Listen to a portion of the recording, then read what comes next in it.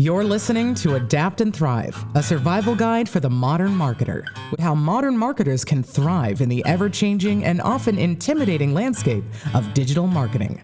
Your survival guide begins now. All right, welcome to Adapt and Thrive. I'm Tom Gallego. I'm the CEO of L7 Creative, and we got a very special guest all the way from Louisiana. What do we call Louisiana these days? It's got so many names. The Bayou State, right? And go rattle them off, Caroline. What do we call you guys?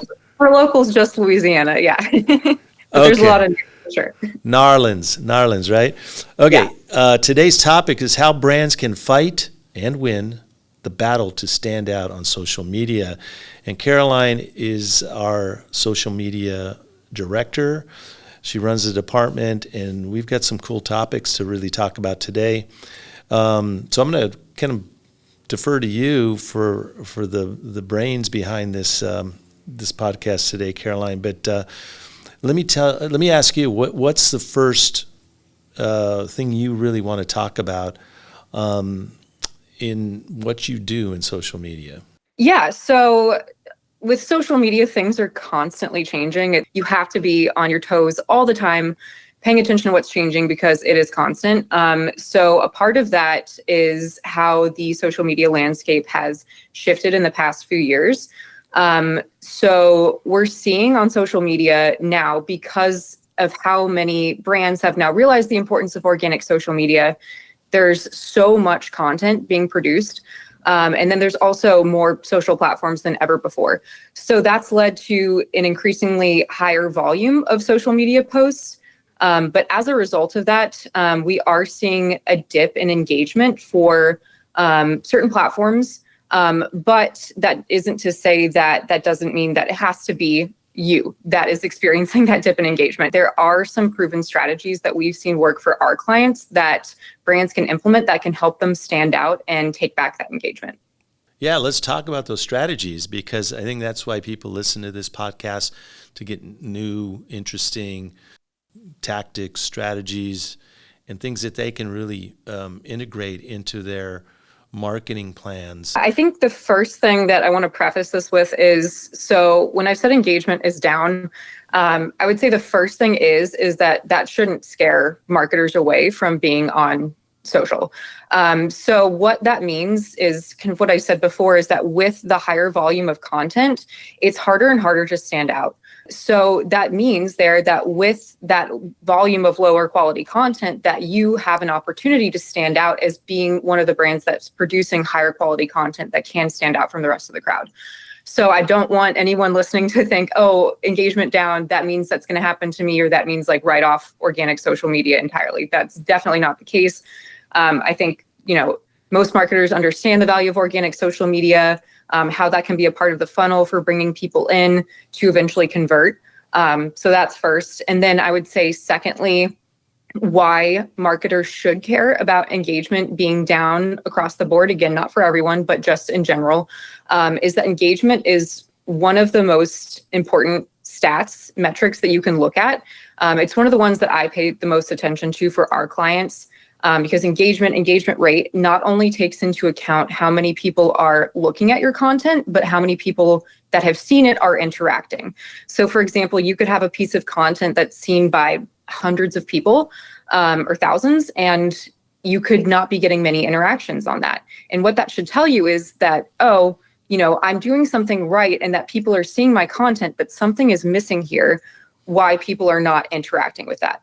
And engagement's so important because engagement is a part of a larger puzzle piece in terms of leading to audience growth.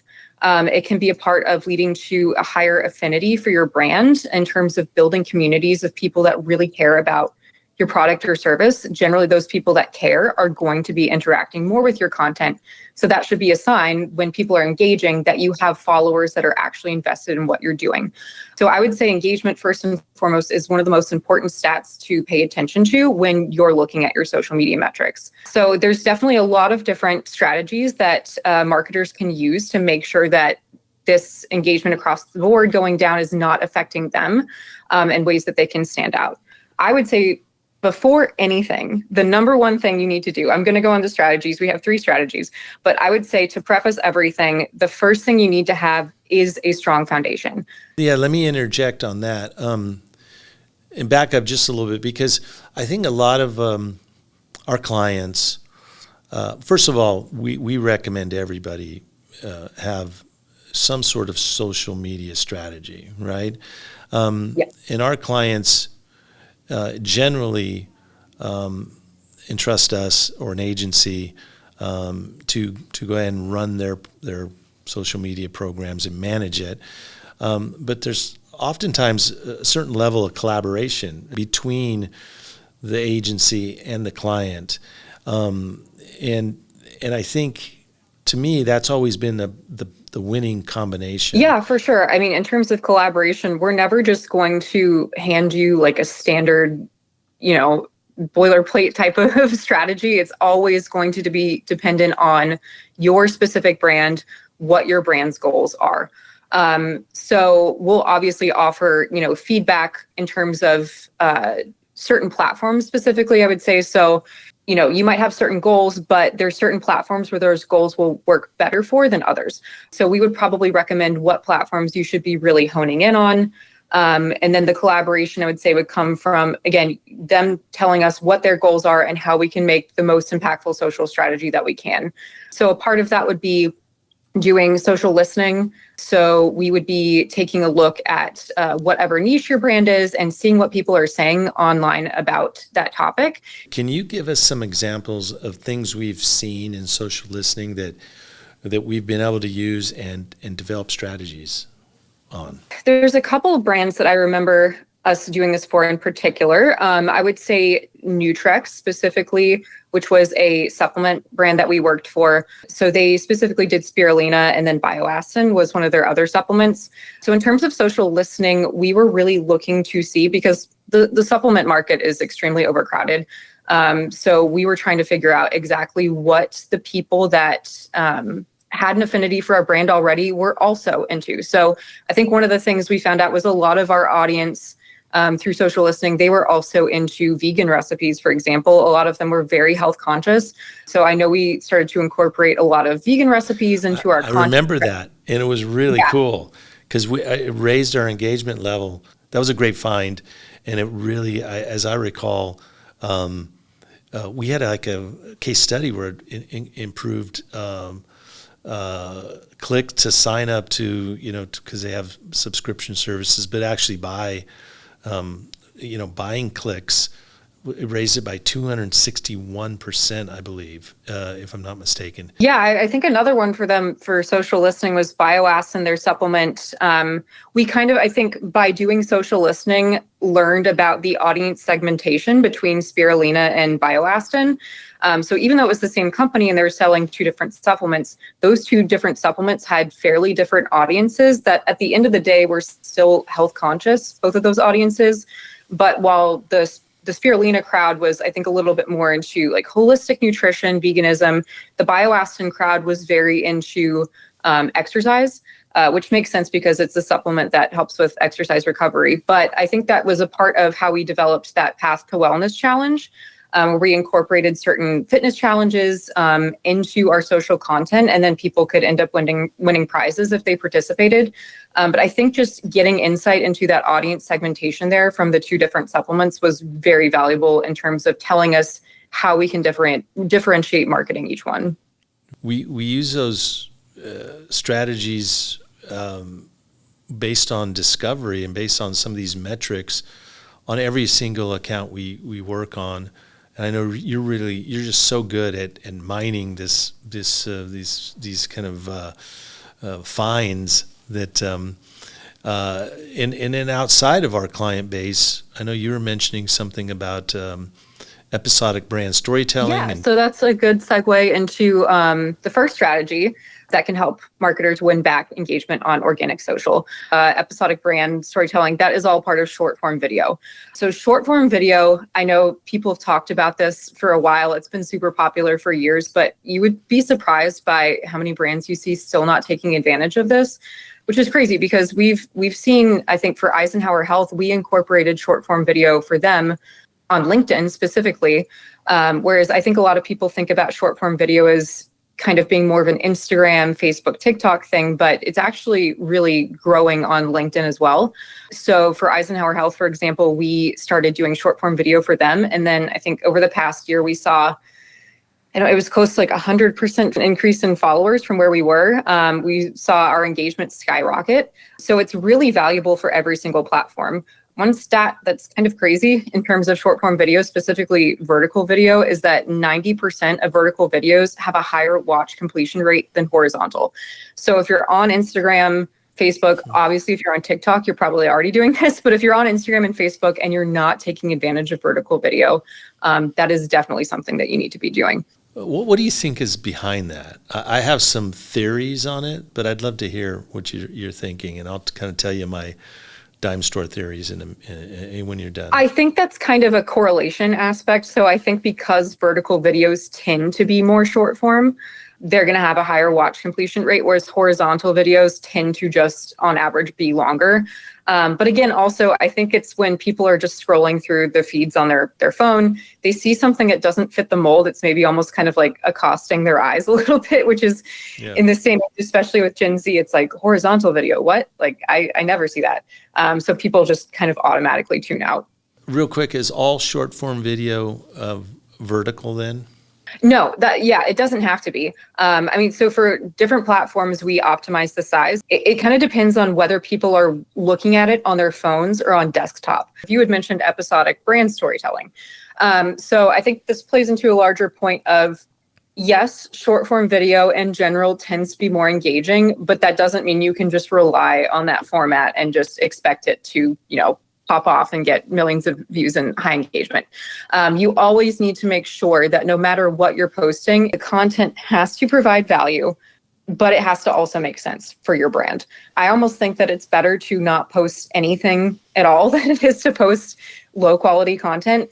It's a lot harder to dig yourself out of a hole where you're starting off with content that has a lower engagement rate than it is to kind of start with a more blank slate. It's a lot more valuable to do quality over quantity.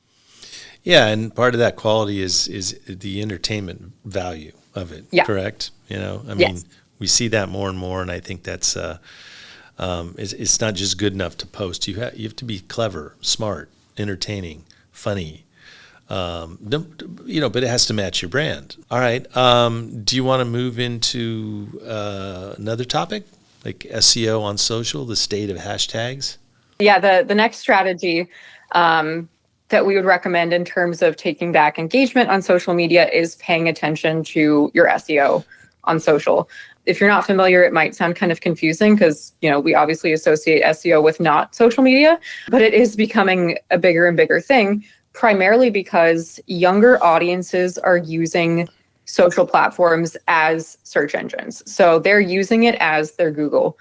So if there's like a restaurant that they're, maybe for example, me being in New Orleans, like I would go on TikTok and type best restaurants New Orleans and on TikTok instead of putting that into Google.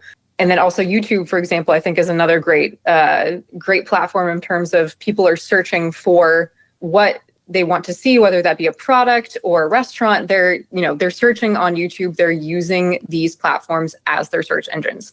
So what that means is that you need to be treating social media like you would your website. So that means including keywords into your captions that relate to your brand that people would be searching for, that would lead them to find you and your content.